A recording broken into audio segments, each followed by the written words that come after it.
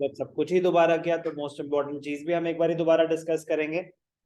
Law of DMU, law of diminishing marginal utility. Marginal utility एक term है। Law of diminishing marginal utility law है। लॉ क्या कहता है? As we consume more and more units of a commodity, the additional satisfaction derived from every successive unit goes on diminishing. As we consume more and more units of a commodity, the additional satisfaction, the marginal utility, the additional utility derived from every successive unit keeps on diminishing. Law of DMU states that as we consume more and more units of a commodity, the utility derived from each successive unit keeps on diminishing. Law में कोई भी doubt? Exact law याद होना चाहिए, perfect answer देना है. In making choices, most people spread their incomes over different kinds of goods. ठीक है, मुझे ये कहानियां नहीं करनी, मुझे डिस्कस करना है लॉ और assumptions. ये बहुत इंपॉर्टेंट पॉइंट है, ये बहुत इंपॉर्टेंट पॉइंट है एग्जामिनेशन पॉइंट ऑफ व्यू से, नॉलेज पॉइंट ऑफ व्यू से भी. The law of DMU has universal applicability and applies to all goods and services. No, it has its own exceptions. It has its own exceptions. तो वो कह रहा है कि universal है, but आया हुआ एग्जाम में question, what are the exceptions to the law of DMU? There are exceptions. क्या कोई बता सकता है? कोई ट्राई करना चाहेगा? Exceptions to the law of DMU. मतलब मेरे को आइडिया नहीं है, बट मैं ट्राई कर सकता हूं. कोई और ट्राई करना चाहेगा मेरे से पहले? ओके. क्या लॉ ऑफ DMU मनी पे अप्लाई हो सकता है? क्या आपने कमाए 10 लाख और पैसे कमाओगे और पैसे खर्च करोगे तो और सेटिस्फैक्शन मिलेगी कि नहीं मिलेगी? इनकम जितनी बढ़ती जाती है, इनकम जितनी बढ़ती जाती है, आपकी सेटिस्फैक्शन नॉर्मली रैशनली बढ़ती रहती है कि नहीं बढ़ती रहती? Law of DMU does not apply to earning money और money, it does not apply to money. Exception है अंडरस्टैंडिंग पॉइंट ऑफ व्यू से. It does not apply to alcohol, it does not apply to alcohol. पहली drink ली तो हो सकता है, we have no idea, you have no idea, हो सकता है कि दूसरी ड्रिंक में और सेटिस्फैक्शन मिले. सेटिस्फैक्शन बढ़ सकती है कि नहीं बढ़ सकती? तो कैसी कैसी बातें करते हैं. एक्सेप्शन बता रहा हूं आपको. जो हार्मफुल कमोडिटीज होती हैं, एडिक्शन, गुड्स ऑफ एडिक्शन, तो नॉर्मली सेकंड में फर्स्ट से ज्यादा सेटिस्फैक्शन मिल सकती है, थर्ड में उससे भी ज्यादा मिल सकती है, फिर उसके बाद आप खत्म भी हो सकते हैं, बट सेटिस्फैक्शन तब तक बढ़ती गई, सेटिस्फैक्शन तब तक बढ़ती गई. The point is law of DMU has its own exceptions. The law of DMU has its own exceptions. आपने पढ़ाई करी, आपने और पढ़ाई करी, आपने और पढ़ाई करी, जैसे जैसे आपकी नॉलेज एनहांस होती रहती है. आप स्कूल की पढ़ाई कर रहे हो, फिर आप कॉलेज की पढ़ाई करोगे, सर कब खत्म होगी ये पढ़ाई? आपने फिर मास्टर्स करी, फिर आपने PhD करी. जिन लोगों को पढ़ाई का शौक है वो तो जैसे जैसे और पढ़ेंगे, उनकी सेटिस्फैक्शन बढ़ती जा रही है या कम होती जा रही है? बढ़ती ही जा रही है, बढ़ती ही जा रही है. तो the law has its own exceptions, the law has its own exception, but हम normal goods and services की बात कर रहे हैं. नॉर्मल गुड्स एंड सर्विसेज पे सब पे लॉ ऑफ DMU अप्लाई होगा. Okay. The law was first given by a German economist, H.H. Gossen. That is why, very very important, the law of DMU is known as the Gossen's first law of consumption. MCQs में आ सकता है. Law of DMU is also known as Gossen's first law of consumption. What are the assumptions to the law of DMU? बोलो. Commodity तो है, it is a commodity. Earning money मतलब as we earn more and more money, पैसे खर्च तो कर ही रहे हैं, वी आर कंज्यूमिंग मनी, मतलब we are spending money. Money is a commodity.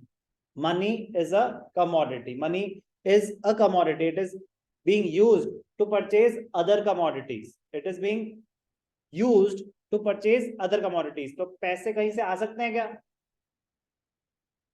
काम करके आ सकते हैं, बिल्कुल आ सकते हैं.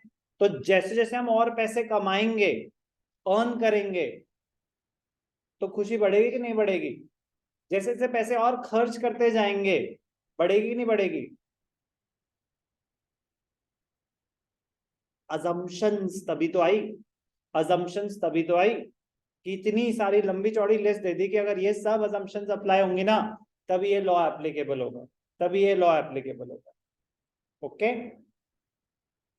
तो यस, जो एक्सेप्शंस हैं वो मतलब क्लियर कट एक्सेप्शंस नहीं है, क्लियर कट एक्सेप्शन नहीं है, बट हैं, there are areas where the law of DMU does not apply, where the law of DMU does not apply.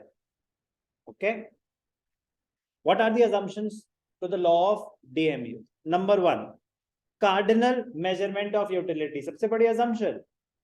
But दो अप्रोचेस हैं, एक कार्डिनल अप्रोच, एक ऑर्डिनल अप्रोच. तो कार्डिनल अप्रोच कहता ही यही है, the utility can be measured, the utility can be measured, you can quantify your satisfaction, first and the foremost assumption. Cardinal measurement of utility, it is assumed that utility can be measured and consumer can express his satisfaction in quantitative terms, 1 2 3 4 10. Second assumption, monetary measurement of utility, the utility can be measured in monetary terms. हमने पढ़ा था utility, two ways of measuring utility, एक utils और एक in terms of money. Why would we want to measure the utility in terms of money? बोलो.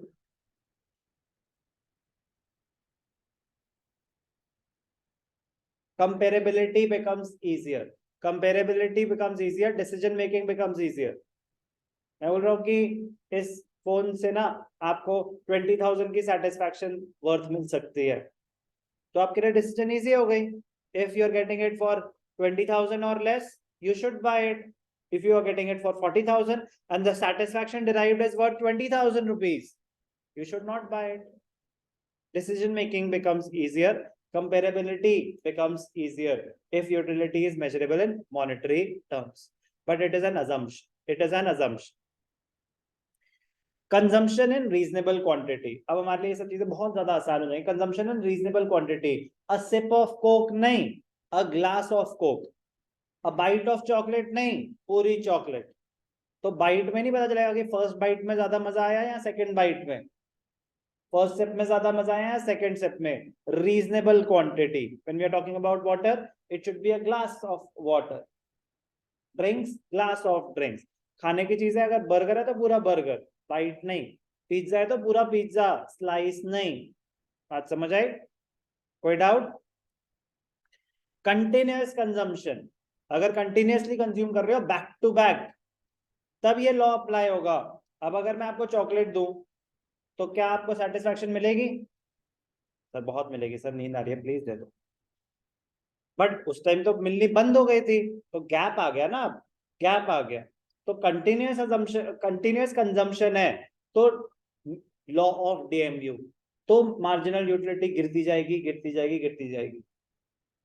Continuous consumption, no change in quality, पहली भी अगर चॉकलेट डेयरी मिल्क थी, दूसरी भी डेयरी मिल्क. पहली अगर मिल्की बार थी और आपको चॉकलेट पसंद है, तो सेकंड चॉकलेट, अगर सेकंड जो आपको दिया है वो चॉकलेट फ्लेवर है, डेयरी मिल्क है, और आपका वो प्रेफरेंस है, तो आपको सेकंड चॉकलेट ज्यादा सेटिस्फैक्शन दे सकती है. पहला ग्लास आपका पानी का था, दूसरा कोक का है, और आपको कोक ज्यादा पसंद है, तो सेकंड ग्लास आपको ज्यादा सेटिस्फैक्शन दे सकता है.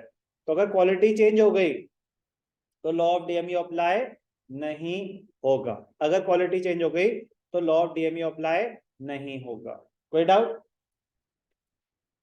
रैशनल कंज्यूमर एक ऐसा इंसान होना चाहिए जो अपनी डिसीजंस कैलकुलेट करके लेता है, जज्बाती नहीं कि सर आप 1,000 रुपए ले लो, मुझे पानी दे दो.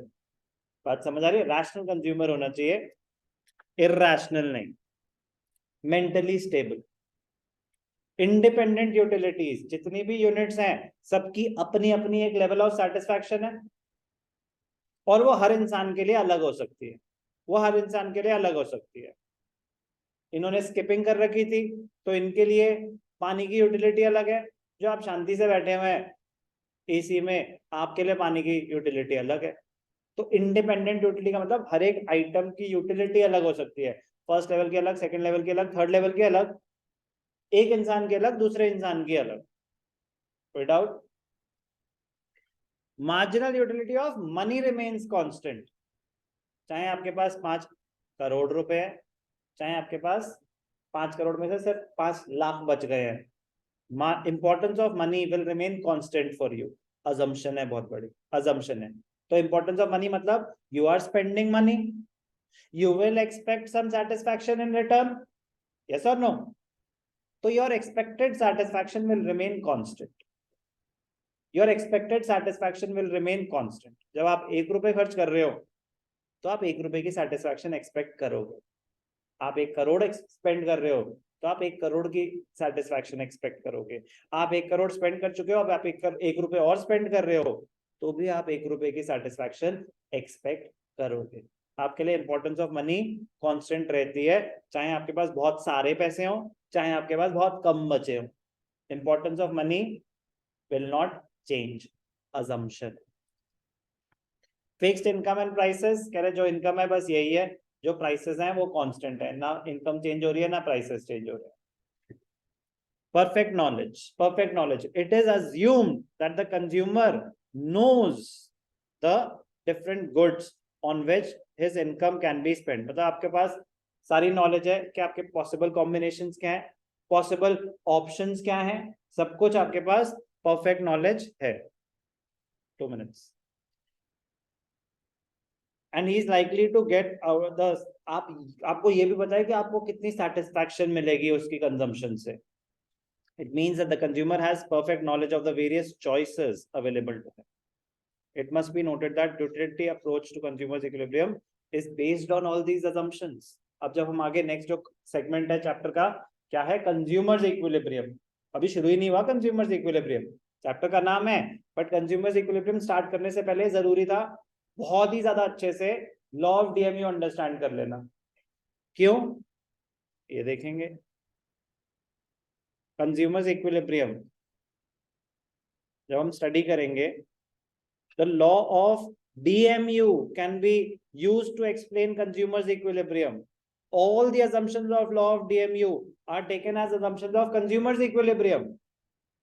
तो जब हम आगे स्टडी करेंगे तो पीछे की चीज कैरी फॉरवर्ड होगी हमारे साथ और बार बार बताई नहीं जाएगी, बस बोलेगा it is based on the law of DMU।